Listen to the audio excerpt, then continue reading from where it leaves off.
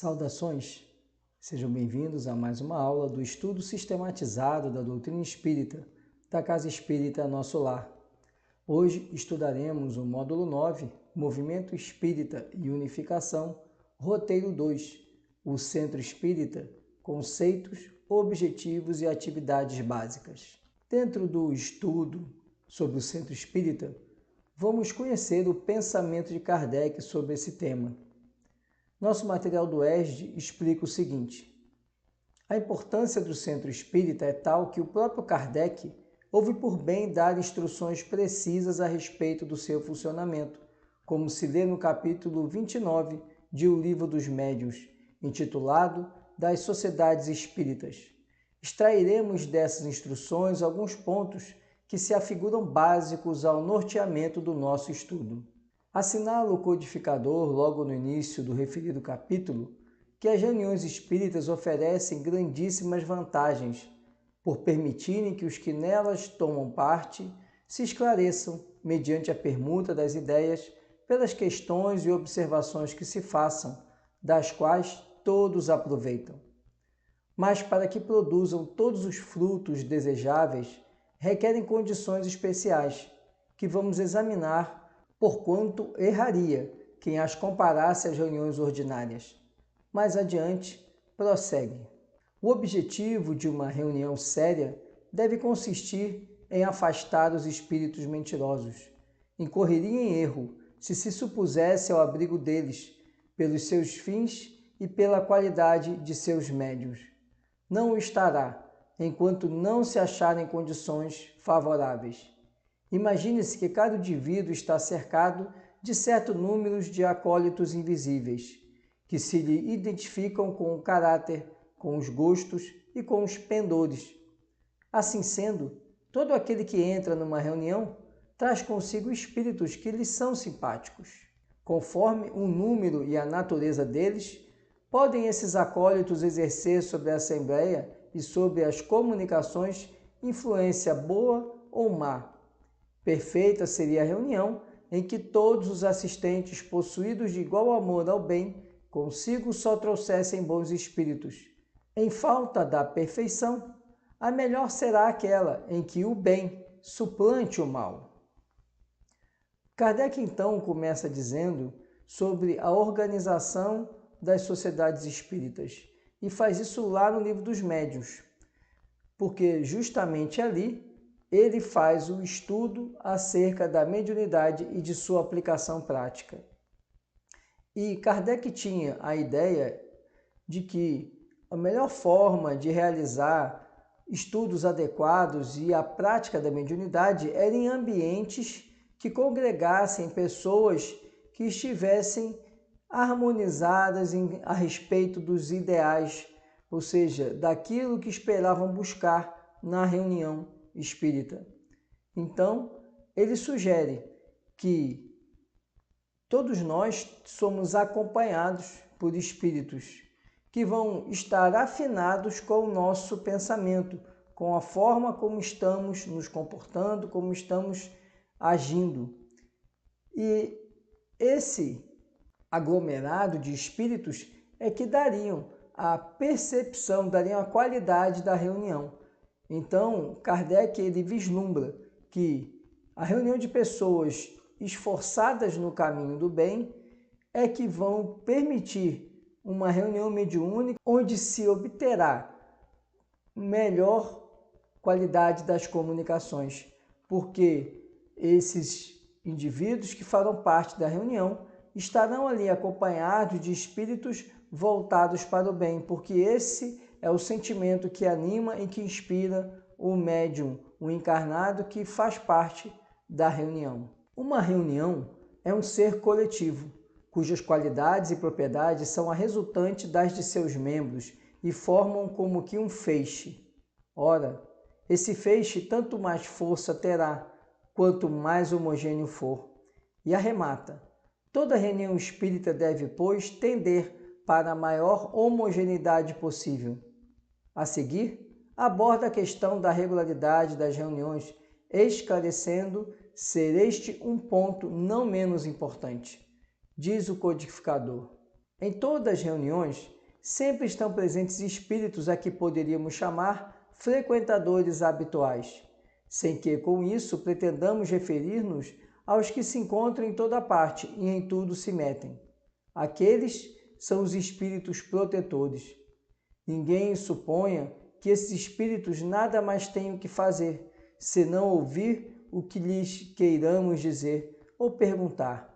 Eles têm suas ocupações e, além disso, podem achar-se em condições desfavoráveis para serem invocados. Quando as reuniões se efetuam em dias e horas certos, eles se preparam antecipadamente para comparecer. Kardec, então, continua falando sobre o sentido das reuniões mediúnicas. E ele diz que a reunião é um agrupamento de seres vivos e que tem uma vida própria. Ela tem uma vida própria a partir do momento da vida dessa coletividade formada e que está ali. E ele nos lembra e nos ensina que, da mesma forma que as pessoas se organizam e criam a rotina de estar em determinadas reuniões, a mesma coisa acontece no mundo espiritual. Os bons espíritos, os espíritos superiores, eles têm uma série de atividades para cumprir. Mas a partir do momento que eles se comprometem a estar em determinada atividade, eles se programam para ela e encontram espaço na sua rotina, nas suas atividades, para ali estarem. Então, sugere Kardec que haja uma regularidade, uma habitualidade nas reuniões, porque isso auxiliará a permanência naqueles momentos dos bons espíritos. Mas ele diz que isso também não afasta aqueles espíritos desgarrados, que estão rondando todo e qualquer ser humano, porque eles não estão ali pela reunião em si, e sim por estarem acompanhando furtivamente um ou outro integrante daquela reunião. Mas são os bons espíritos que vão auxiliar a reunião para que ela seja exitosa, para que ela tenha um proveito para todos os presentes. Entrando no assunto das sociedades espíritas propriamente ditas, diz Kardec: tudo o que dissemos das reuniões em geral se aplica naturalmente às sociedades regularmente constituídas, as quais, entretanto, têm que lutar com algumas dificuldades especiais, oriundas dos próprios laços existentes entre os seus membros. O Espiritismo, que apenas acaba de nascer, ainda é diversamente apreciado e muito pouco compreendido em sua essência, por grande número de adeptos, de modo a oferecer um laço forte, que prenda entre si os membros do que se possa chamar uma associação ou sociedade. Impossível é que semelhante laço exista, a não ser entre os que lhe percebem o objetivo moral, o compreendem e o aplicam a si mesmos. Entre os que nele veem fatos mais ou menos curiosos, nenhum laço sério pode existir. Colocando os fatos acima dos princípios, uma simples divergência contra a maneira de os considerar basta para dividi-los. O mesmo já não se dá com os primeiros, porquanto, acerca da questão moral, não pode haver duas maneiras de encará-la.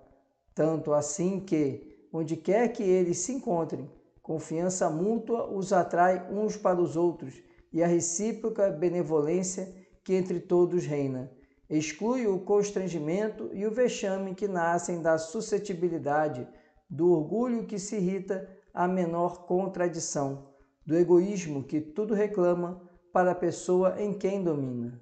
Uma sociedade onde aqueles sentimentos se achassem partilhados por todos, onde os seus componentes se reunissem com o propósito de se instruírem pelos ensinos dos espíritos e não na expectativa de presenciarem coisas mais ou menos interessantes, ou para fazer, cada um, que a sua opinião prevaleça, seria não só viável, mas também indissolúvel.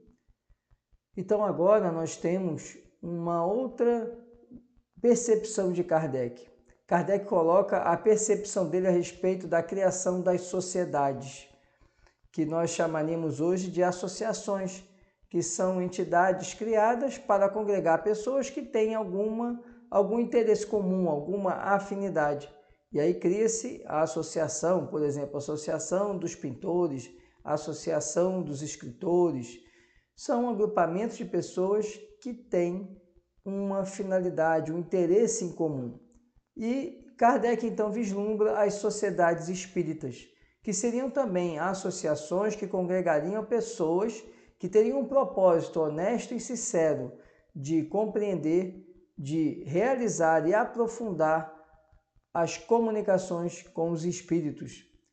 E ele coloca então que é importante que nessa sociedade você seja formada por pessoas que estejam imbuídas de uma mesma intenção, porque pessoas que estivessem ali para buscar ali numa reunião mediúnica, um evento furtivo, uma diversão, como era no início as mesas girantes, em nada contribuiriam para o avanço da doutrina espírita.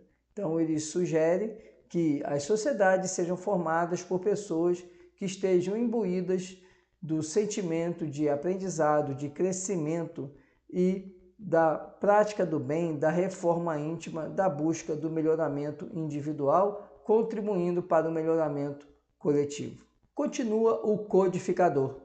Já vimos de quanta importância é a uniformidade de sentimentos para a obtenção de bons resultados. Necessariamente, tanto mais difícil é obter-se essa uniformidade, quanto maior for o número de participantes.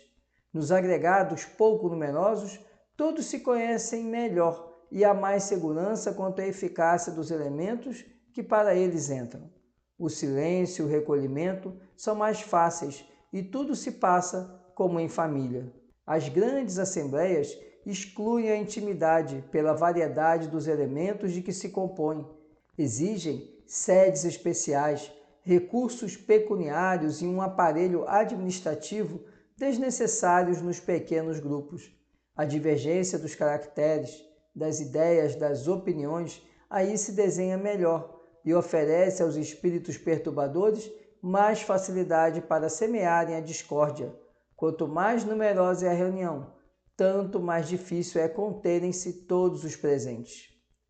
Kardec agora apresenta outra característica que ele vislumbrava nas sociedades espíritas. Era que seriam pequenos agrupamentos, não seriam locais onde se reuniriam muitas pessoas. Haveria ali a reunião de pessoas sinceras na busca do aprendizado da doutrina espírita e da prática espírita. E que ele enxerga e entende que os agrupamentos menores são mais adequados do que agrupamentos maiores. Daí que ele vislumbrava as sociedades espíritas como grupos pequenos, justamente porque nos grupos grandes, quanto mais numeroso o grupo, maior a diversidade, maior a possibilidade de conflito diante das ideias que seriam diferentes, que seriam distantes umas das outras. E ele entende, e com razão, que a reunião da sociedade espírita tem que ser uma reunião harmoniosa. E essa harmonia seria contribuída, seria auxiliada pela menor quantidade de pessoas que integrassem essa sociedade e as reuniões que ela fosse realizar. Orienta ainda Kardec. Visto ser necessário evitar toda causa de perturbação e de distração, uma sociedade espírita deve, ao organizar-se, dar toda a atenção às medidas apropriadas, atirar aos promotores de desordem os meios de se tornarem prejudiciais e a lhes facilitar por todos os modos o afastamento. As pequenas reuniões apenas precisam de um regulamento disciplinar muito simples para a boa ordem das sessões. As sociedades regularmente constituídas exigem organização mais completa. A melhor será que tenha menos complicada a entrosagem. Umas e outras poderão aulir o que lhes for aplicável ou que julgarem útil no regulamento da Sociedade Parisiense de Estudos Espíritas, primeira sociedade espírita fundada. E Kardec vê ainda outra vantagem dos pequenos grupos espíritas, a de que, como o grupo ele é menor, menos regras seriam necessárias para ordenar o seu funcionamento e regras mais simples, mais fáceis de ser aplicada. Enquanto no agrupamento maior, quanto maior o agrupamento, mais complexa a sua organização e mais regras, mais normas seriam aplicadas, causando, mais uma vez, rupturas, ranhuras nesse grupo. Então ele entende que o agrupamento pequeno ele é mais fácil de ser gerido, de ser organizado, de ser disciplinado. E ele ainda sugere, como meio de estabelecer as normas ali de conduta, de relacionamento e de disciplina, as normas que regulam a própria Sociedade Espírita de Paris, que foi a primeira sociedade espírita. Finalmente, é importante destacar as condições que, segundo o codificador, seriam mais favoráveis para um centro espírita atrair a simpatia dos bons espíritos. Essas condições, que se relacionam com as disposições morais dos seus integrantes, são as seguintes: perfeita comunhão de vistas e de sentimentos, cordialidade recíproca entre todos os membros, ausência de todo sentimento contrário à verdadeira caridade cristã, único desejo, o de se instruírem e melhorarem por meio dos ensinos dos espíritos e do aproveitamento dos seus conselhos. Exclusão de tudo o que, nas comunicações pedidas aos espíritos, apenas exprime o desejo de satisfação da curiosidade. Recolhimento e silêncio respeitoso durante as confabulações com os espíritos. União de todos os assistentes pelo pensamento ao apelo feito aos espíritos. Concurso dos médiuns da Assembleia com isenção de todo sentimento de orgulho, de amor próprio e de supremacia, e com o só desejo de serem úteis.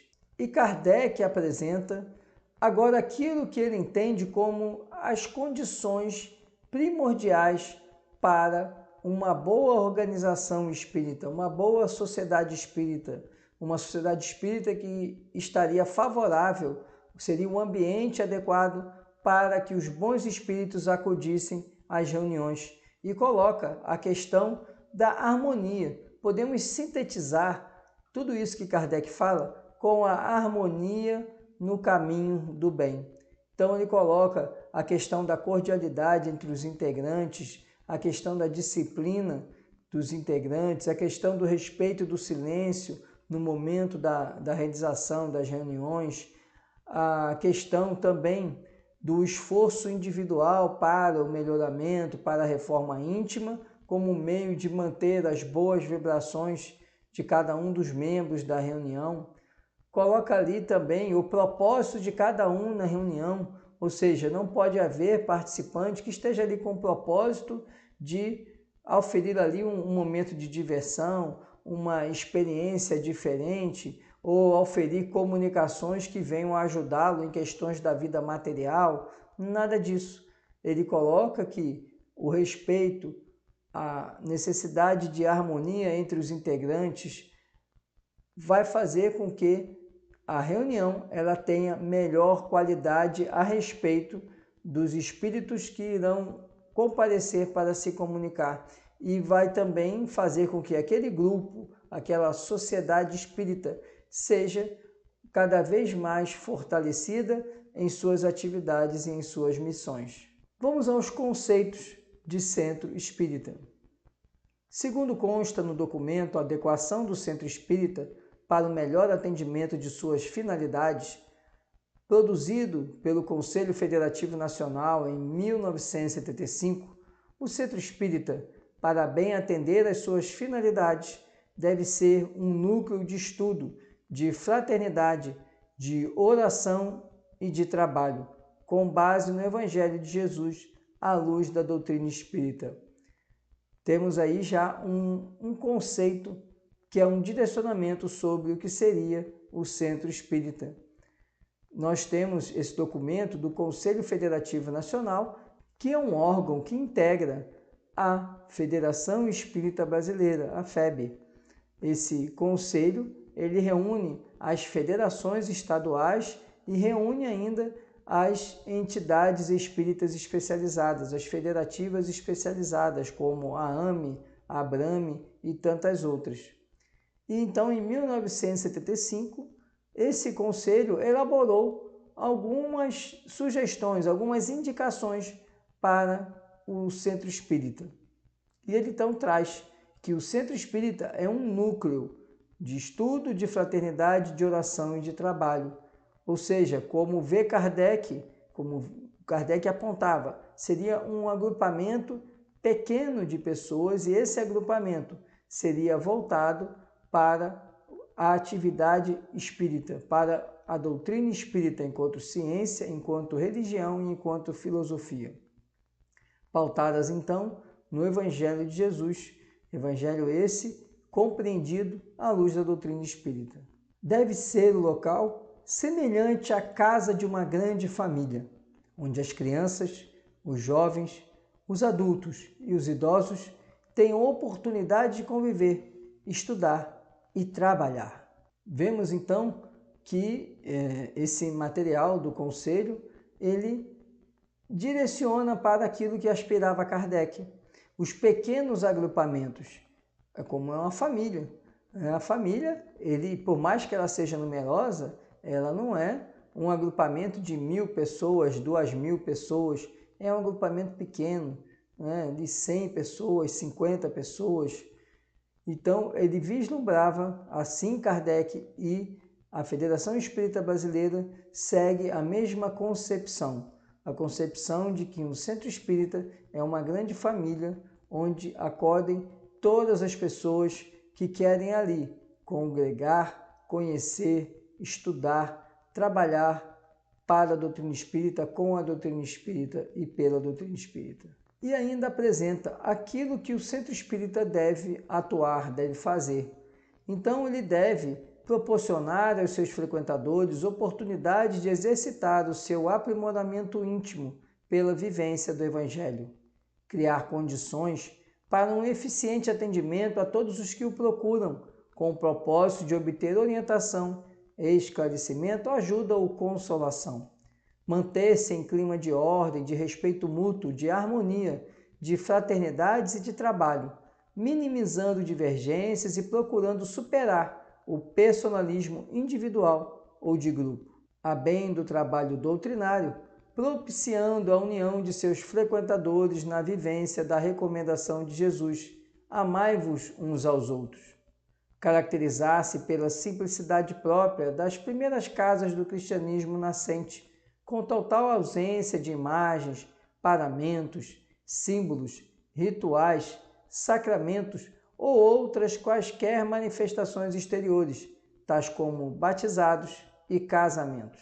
Vemos aqui então que a Federação Espírita Brasileira traz algumas atividades, algumas observações que a Casa Espírita deve atentar para que ela se alinhe com os ensinamentos de Kardec, com a filosofia de Kardec, com aquilo que ele colocava para a Casa Espírita, para a sociedade espírita, que hoje nós temos aqui no Brasil a denominação de centros espíritas ou casas espíritas. Apresenta então esse material desenvolvido pela FEB, que as casas espíritas devem procurar congregar e ser ali o espaço acessível a todas as pessoas que queiram conhecer a doutrina espírita.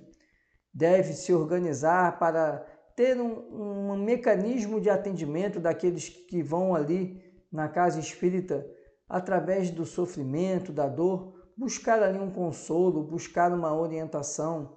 Deve ainda pautar-se pela simplicidade, sem ostentações, sem criação de rituais, sem colocação de imagens, estátuas e ainda criação de ritos sacramentais, justamente porque o Espiritismo não se baseia em sacramentos, em dogmas, em rituais, e deve ainda primar pela simplicidade, pela harmonia entre os componentes, pelo trabalho sincero, honesto, pautado sempre na caridade e nos ensinamentos do Evangelho de Jesus.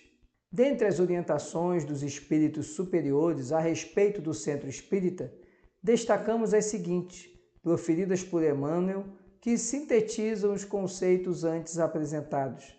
Este benfeitor espiritual afirma que o centro espírita, que ele chama de templo, é na essência um educandário em que as leis do ser, do destino, da evolução e do universo são examinadas claramente, fazendo luz e articulando orientação. Prestigiará a ciência do mundo que suprime as enfermidades e valorizará o benefício da prece e do magnetismo curativo no socorro dos doentes.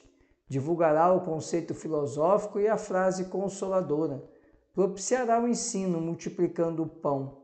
Um templo espírita, revivendo o cristianismo, é um lar de solidariedade humana, em que os irmãos mais fortes são apoio para os mais fracos e em que os mais felizes são trazidos ao amparo dos que gemem sob o infortúnio. Então aqui temos um conceito apresentado por Emmanuel sobre o que seria o centro espírita. E Emmanuel enxerga no centro espírita o grande barco da fraternidade, em que você teria ali marinheiros mais experientes, marinheiros que estariam mais preparados para as dificuldades do mar turbulento, enquanto eles consolariam, eles seriam um instrumento de ensinamento, de apoio, amparo para os outros que estivessem sucumbindo na jornada da vida. Então vislumbra Emmanuel que o centro espírita ele é um local primordialmente de assistência. E assistência por pessoas também imperfeitas, mas que já teriam, em razão de experiências vividas, em razão do estudo que também deve proporcionar o centro espírita, teriam ali adquirido instrumentos para auxiliarem aqueles tantos outros que vão ao centro espírita precisando de uma orientação. Objetivos do centro espírita. Os objetivos do centro espírita são, em essência, os mesmos do movimento espírita, isto é, o estudo, a divulgação ou difusão e a prática do espiritismo. Não poderia ser de outro modo por ser aquele, o centro espírita, a unidade fundamental do movimento espírita. Compreendendo, então, o que é o centro espírita, vemos que ele tem 3 objetivos bem claros, bem definidos, que Kardec já trazia isso quando ele falava sobre as sociedades espíritas, que seria o primeiro, o estudo do espiritismo, ou seja, o estudo da doutrina espírita, de seus princípios, de seus conceitos, das obras básicas de Kardec e de tantas outras obras que acrescentam, que complementam os ensinos de Kardec. Segundo, a divulgação do espiritismo, para que justamente mais pessoas recebam a consolação, a orientação, o esclarecimento e ainda a prática do espiritismo, o aspecto da prática mediúnica, das atividades mediúnicas. Ali, então, seria a casa espírita pautada nesses 3 pilares, no estudo, divulgação e na prática do espiritismo. O Conselho Espírita Internacional, no folder Divulga o Espiritismo, define como objetivos dos centros, grupos ou sociedades espíritas promover o estudo, a difusão e a prática da doutrina espírita, atendendo às pessoas que buscam esclarecimento, orientação e amparo para seus problemas espirituais, morais e materiais. Querem conhecer e estudar a doutrina espírita, querem trabalhar, colaborar e servir em qualquer área de ação que a prática espírita oferece. Então temos aí agora o Conselho Espírita Internacional, que funciona também aqui no Brasil, ele tem ali, funciona ali também no espaço onde é o prédio da Federação Espírita Brasileira, há um Conselho Internacional, o Conselho Espírita Internacional, que congrega federações espíritas do mundo inteiro. E esse conselho, ele reuniu também qual seria a atividade, qual seria a finalidade de uma sociedade espírita, de uma casa espírita, centro espírita, grupo espírita, o nome que queira dar. E traz os mesmos conceitos que a FEB havia delineado. Seria o local ali onde haveria o estudo, a difusão, a prática do espiritismo. Seria voltado para o atendimento das pessoas que buscam uma orientação, um amparo, e ainda seria o local de estudo da doutrina espírita e daqueles que querem devotar algum trabalho à doutrina espírita. À vista desses objetivos, pode-se dizer que, quando consideramos os objetivos do Espiritismo, que outros não são, senão os de esclarecer e instruir, de assistir e orientar, de melhorar e educar, e avaliamos a extensão dos dramas e conflitos, das tragédias e convulsões sociais por que passa a humanidade, compreendemos melhor o que significa a disseminação das luzes e bênçãos da terceira revelação pela superfície do mundo, florescendo e frutificando em outros solos, em outros meios, sob outros céus. Para a preservação e defesa dos espíritos encarnados, tão desejosos e necessitados de felicidade, e quase sempre sem condições de conquistá-la.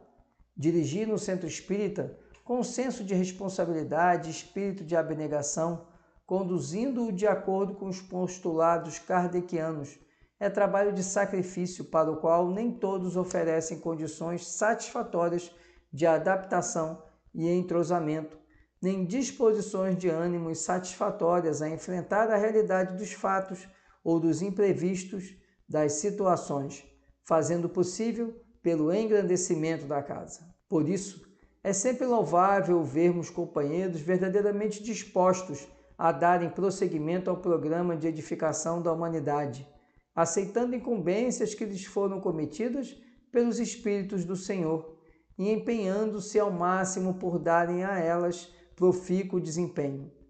Deprequemos, portanto, ao Pai Celestial suas bênçãos para que os diretores das sociedades espíritas sejam bem-sucedidos no exercício de suas funções, levando de vencida as dificuldades que se lhes antepuserem os passos.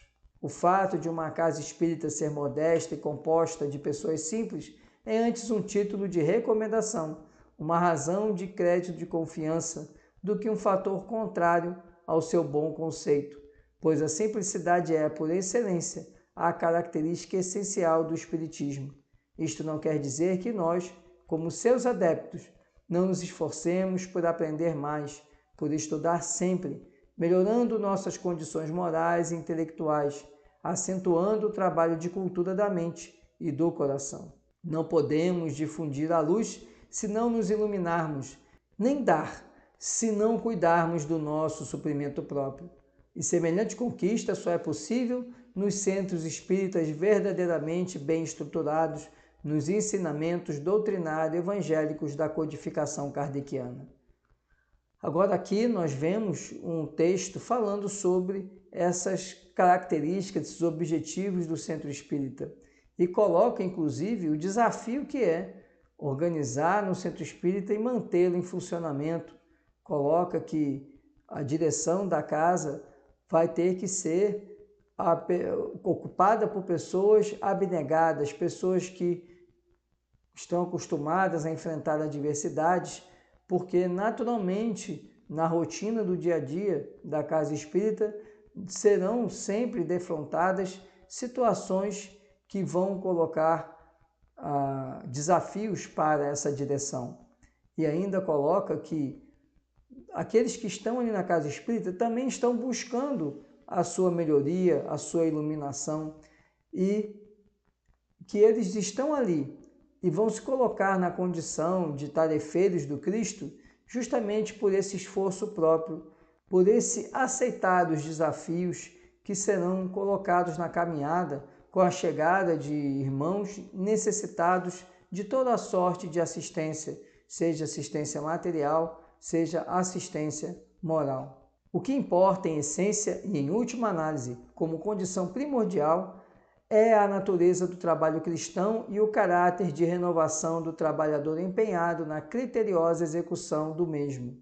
Ante as necessidades que nos acossam e os problemas que nos rondam e desafiam, variáveis em natureza e extensão, é de todo imprescindível que estejamos deveras compenetrados da natureza de nossas responsabilidades doutrinário-administrativas e atentos ao esmerado cumprimento dos deveres delas decorrentes, a fim de fazermos jus às bênçãos dos nossos maiores e podermos atender àqueles que algo esperam efetivamente dos centros espíritas.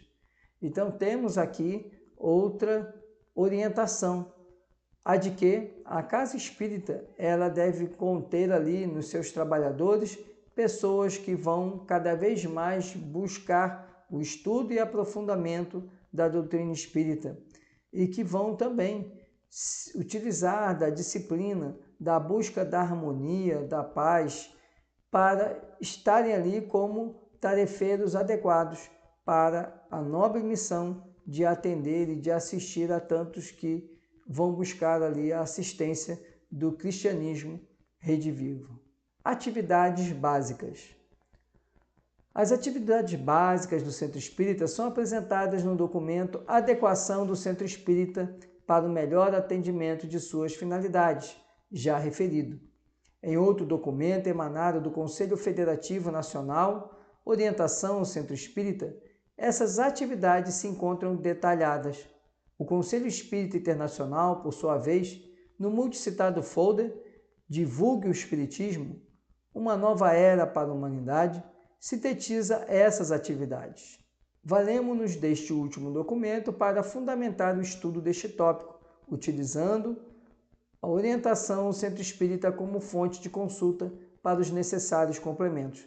Então, essas atribuições do Centro Espírita que nós veremos agora, elas estão pautadas nesse folder, nesse material Divulgue o Espiritismo da Federação Espírita Brasileira e também nessa orientação que nós até já mencionamos durante a conversa dessa aula, realizada pelo Conselho Federativo Nacional.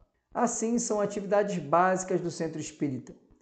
Reuniões de estudo da doutrina espírita de forma programada, metódica ou sistematizada, destinadas às pessoas de todas as idades e de todos os níveis culturais e sociais, que possibilitem um conhecimento abrangente e aprofundado do Espiritismo em todos os seus aspectos.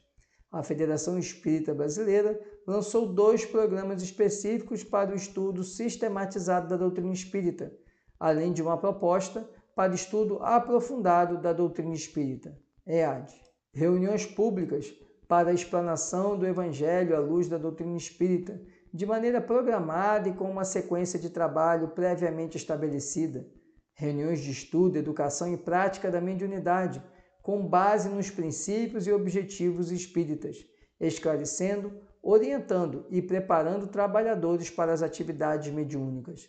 A Federação Espírita Brasileira publicou um programa para o estudo e educação da mediunidade, com vistas à preparação desses trabalhadores. Reuniões de evangelização espírita para crianças e jovens, de forma programada, metódica ou sistematizada, atendendo-os, esclarecendo-os e orientando-os dentro dos ensinos da doutrina espírita. Trabalho de divulgação da doutrina espírita através de todos os veículos e meios de comunicação social compatíveis com os princípios espíritas, tais como palestras, conferências, livros, jornais, revistas, boletins, folhetos, mensagens, rádio, TV, cartazes, fitas de vídeo e áudio.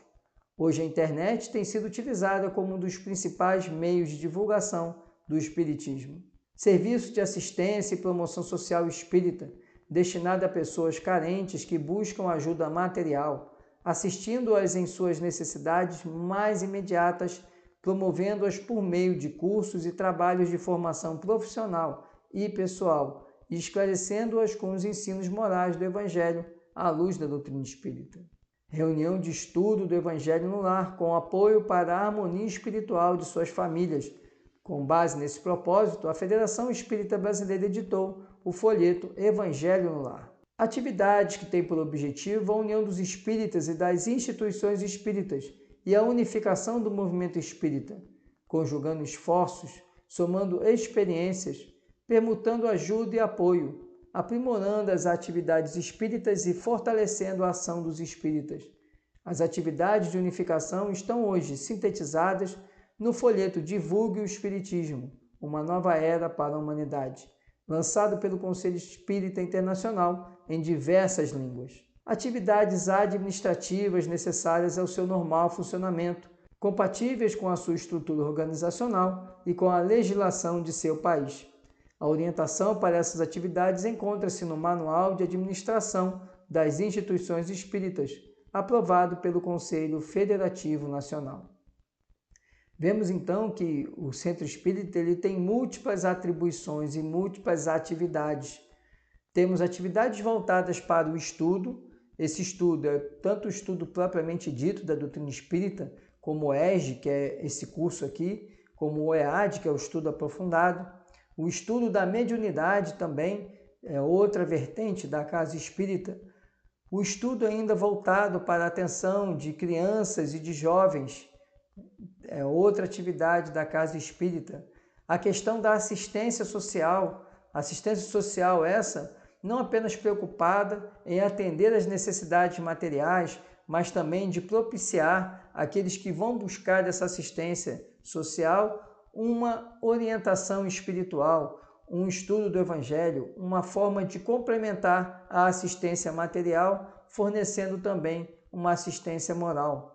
Tem ainda as atividades de integração com as outras casas espíritas, com as federações espíritas, com as outras entidades espíritas. E, por fim, atividades propriamente administrativas, de funcionamento, de organização daquela casa espírita. E interessante que nós vemos ainda outra atividade, que é a divulgação do espiritismo. Isso aí através de livros, palestras, jornais, enfim, de qualquer meio que a casa possa propiciar de divulgação do espiritismo. Todo esse conjunto de atividades, nós sempre encontramos uma referência na Federação Espírita Brasileira, então no Conselho Espírita Internacional. Então, quando queremos conhecer a atividade espírita e até como administrar, como conduzir ali a casa espírita, podemos buscar nas orientações do movimento espírita brasileiro, congregado na Federação Espírita Brasileira, as orientações que vão nortear esse trabalho. Esse era o conteúdo que tínhamos para o nosso estudo. Muito obrigado pela atenção e até nossa próxima aula.